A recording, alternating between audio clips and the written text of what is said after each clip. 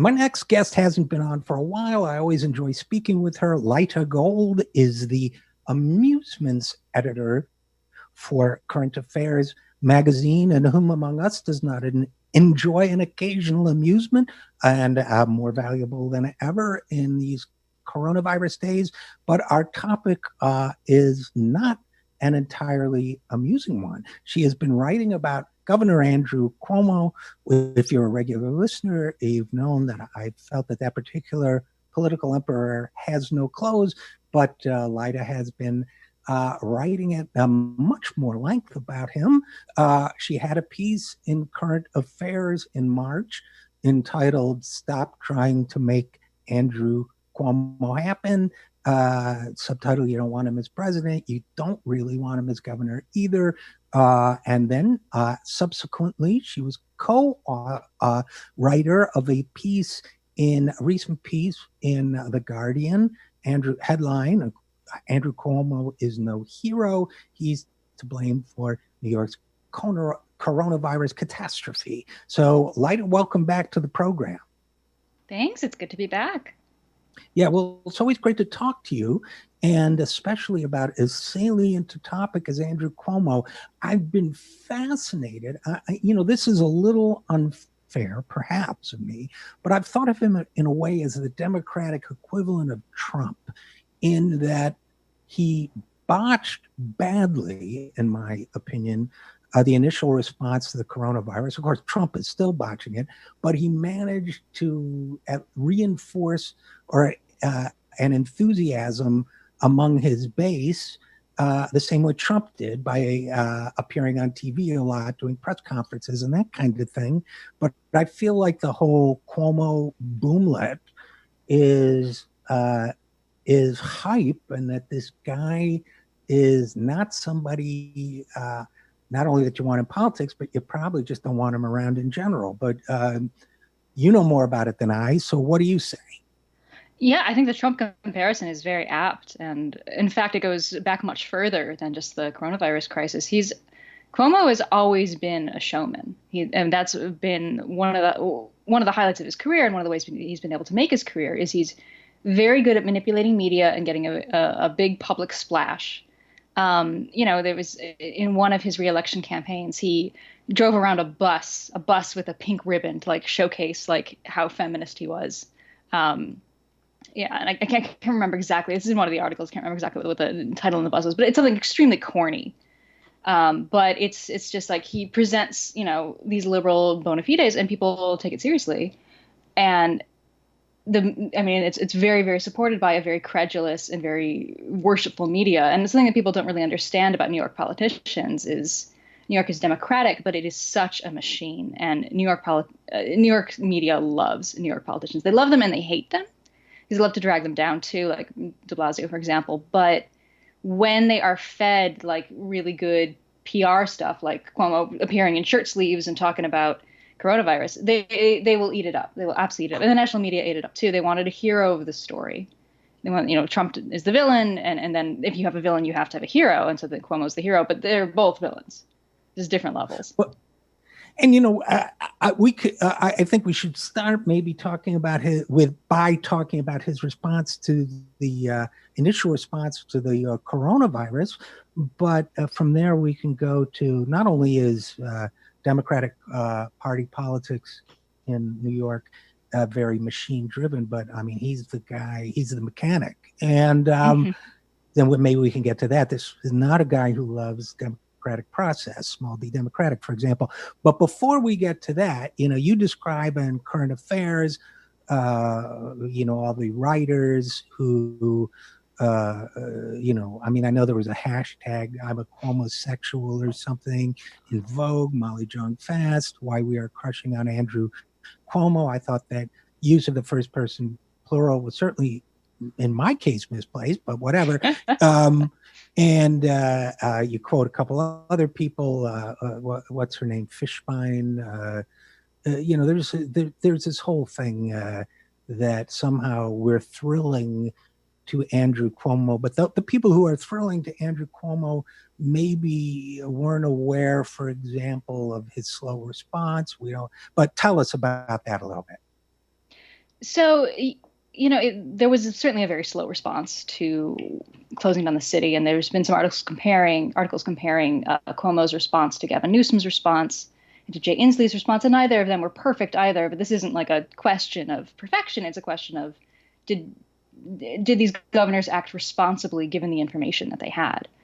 And the fact Mhm. is, I mean, I was hanging out in Manhattan with some friends like mid-March, and we were just like joking to each other, should we be here? Is this safe? Like we had no idea. There were no guidelines. There was a big outbreak north of the city in New Rochelle. There were cases reported in Manhattan, but we had no idea how widespread things were. Testing was basically minimal. And it was pretty much like every person for themselves. And like some people in the subway were wearing masks already, but like others weren't. And just nobody knew what to do. And that was the last time that me and my friends hung out, because after that, we all started self-quarantining. Most of us who could did so before we got the official word that we had to, because we just sort of made the judgment call. Like, I guess we might as well. It seems like it's really bad. Nobody's giving us clear guidelines. Like, better stay indoors. And the outbreak in the city has been awful. And if you compare it to a city like Seoul, which is equally dense, if not more so, and has a similar population, Seoul has had a very small outbreak because they shut down very quickly, and they did really aggressive testing and tracing. And that's how you stop something like this. And again, that was known. These were things that were known. The procedure, what you have to do, was all perfectly understood. But yeah, Cuomo kept things open way too long. He was in a pissing contest with de Blasio. They've never gotten along. Uh, Right. and it was just unclear when to shut things down. De Blasio also screwed up and wanted to keep the gym, his beloved Park Slope gym, open far longer than anybody should have. Yeah, and it's again, this is not about assigning blame and some sort of like holding people to like some kind of perfect standard, but if we are to find a hero in this story, it's not Cuomo. He made huge mistakes. He talked a big game on TV about taking responsibility, and I think that really threw people, because they were, especially in the early days of the crisis, they were really scared and really desperate. And he seemed reassuring, and he had, those short sleeve shirts, and he said responsibility, and everybody's like, "That's our guy. We got to have a hero. That's our guy." But in no way did he actually do any of the right things, really any of the right things at all that he should have, especially not soon enough. And I want to quote to you, Lyta Gold, what Andrew Cuomo said on March 2nd, when asked about the pandemic.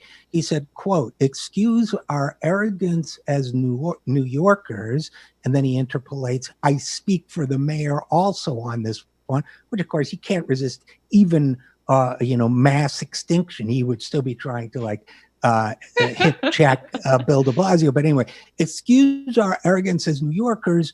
We think we have the best healthcare system on the planet right here in New York. So when you're saying what happened in other countries versus what happened here, we don't even think it's going to be as bad as it was in other countries." Now, when I read that quote, number one, you know what? There are a lot of places in New York that don't have the best health system on the planet. And there are a lot of hospitals that are underfunded, thanks to Andrew Cuomo, among others. So, but even if it were true, I mean, this is your hero. But please continue regarding Andrew Cuomo. He's also just straight up lying, because a couple years ago, the state of New York gamed out a pandemic scenario, and they gamed out specifically an influenza pandemic. And I talked about this in one of the articles, I think the earlier one. And they went through it, and they're like, okay, should there be a terrible like 1918 flu epidemic? Do we have the materials we need? Do the hospitals have what they need? Do we have the ventilators we need? And they found that they don't. And they would, in a scenario like that, they would be quite a number of ventilators short. And so Cuomo was presented with this plan, and his conclusion was, well, if this were to happen, we would just source the ventilators from somewhere. So they just made no plan, and they did massive Medicaid cuts. And yeah, a lot of the hospitals here are bad. I live pretty close to Elmhurst Hospital, which was really hard hit. And I'm on which I discovered it must be the ambulance route there, because I heard God, in late March, it was just constant sirens. It was really agonizing. But yeah, Elmhurst has been an underfunded, crappy hospital. I have a friend who works there. It's been a bad hospital for a long time. And it's, it was really overwhelmed. They were out of PPE. They were I think they were out of ventilators at a certain point, or they came close to. They were very worried that they would be. And it was terribly dangerous for the people who were working there, and it was dangerous for the people who were showing up. And we weren't prepared. And there's the blithe arrogance of saying like, oh well, New Yorkers, we've got the best system, we can handle it. Again, that's completely scattered throughout the city. But even honestly, even like the so-called good hospitals were totally overwhelmed, and they had doctors and nurses lacking PPE and getting sick and dying. We were not prepared at all, and we knew it. We knew it because we knew about this report. They gamed out this worst case scenario and failed to do anything about it. And yes, it's absolutely true that Trump stopped important shipments of material, including respirators and ventilators and things like that.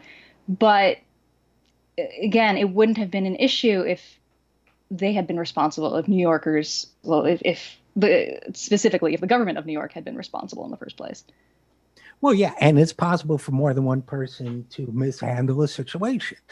Mm-hmm. It's not binary, right? I mean, it's not like a slot only one person can fill. Now, in your piece in Current Affairs, Stop Trying to Make Andrew Cuomo Happen, a section of it, and this is me broadening out the scope a little bit of the conversation.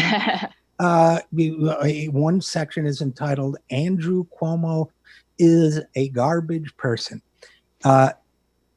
Elaborate, please.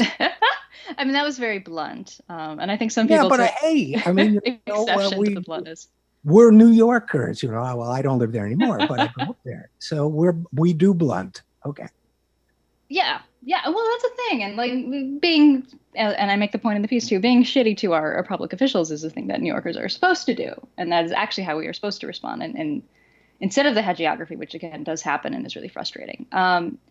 So yeah, Cuomo has not been a good governor all around. He's been challenged twice by progressive women legislators. They were both either. Let me rephrase that.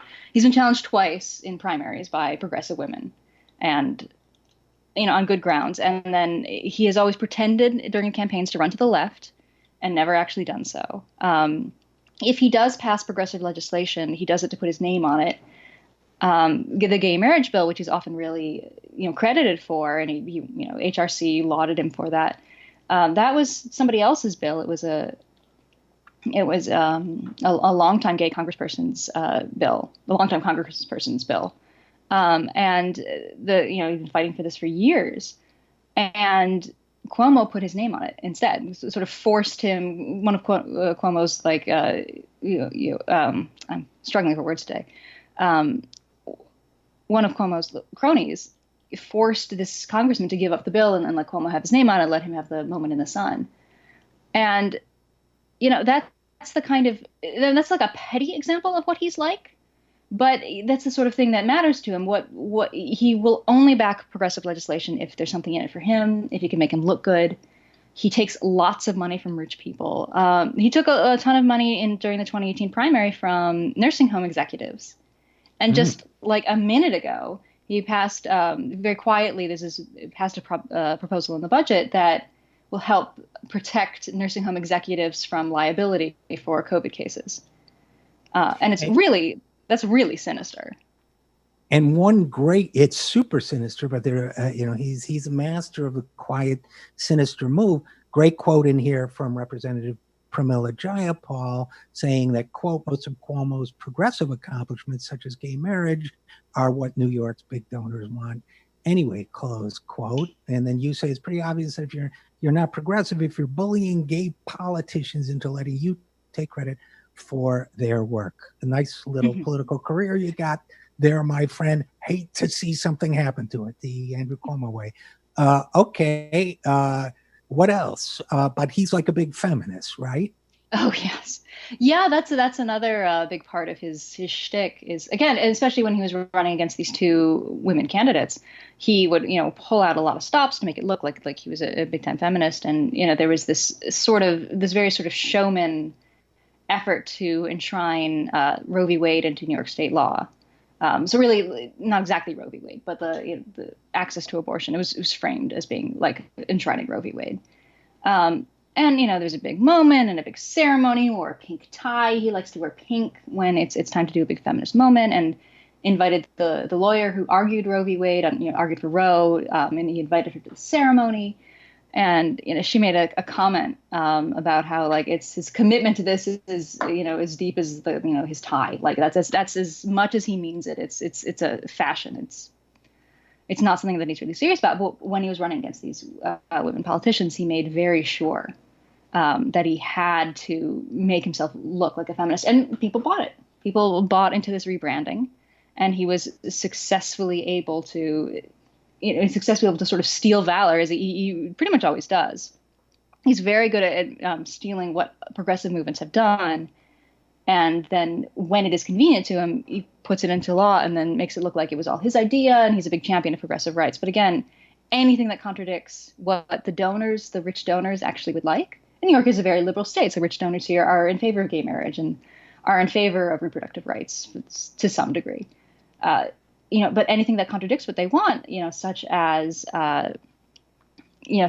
free preschool, something like that, which was passed very much against Cuomo's wishes.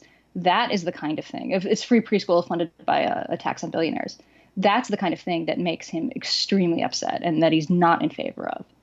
He is very much in the pocket of the people who contribute to his campaign. Well, it certainly sounds like it. And unfortunately, Lyta Gold of Current Affairs, we're going to run out of time. But, your writing on him has been so comprehensive.